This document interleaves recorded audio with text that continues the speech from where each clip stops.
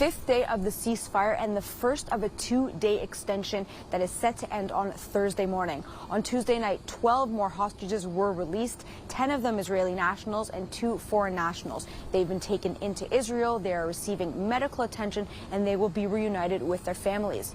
Most of the hostages released on Tuesday were elderly people. There was one 17-year-old girl.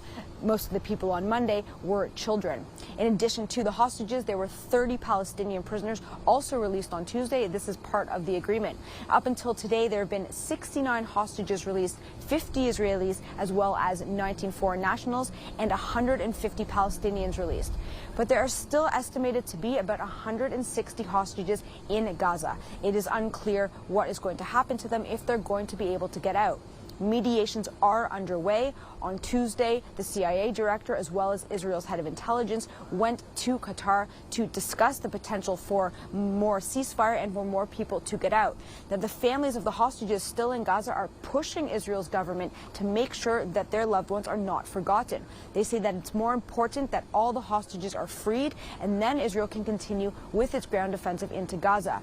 The families of the hostages who have been released, they're not speaking a lot to the media, but a little bit of information has gotten out about the hostages' time in captivity.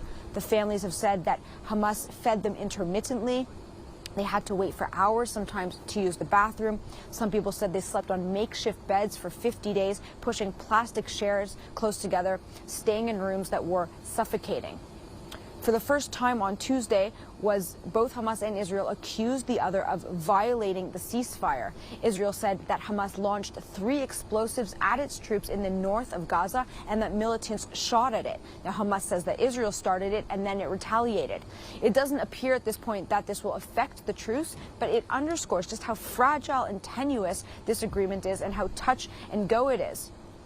Both Hamas and Israel have troops stationed in the north of Gaza, and they are ready to start the fighting as soon as the ceasefire ends.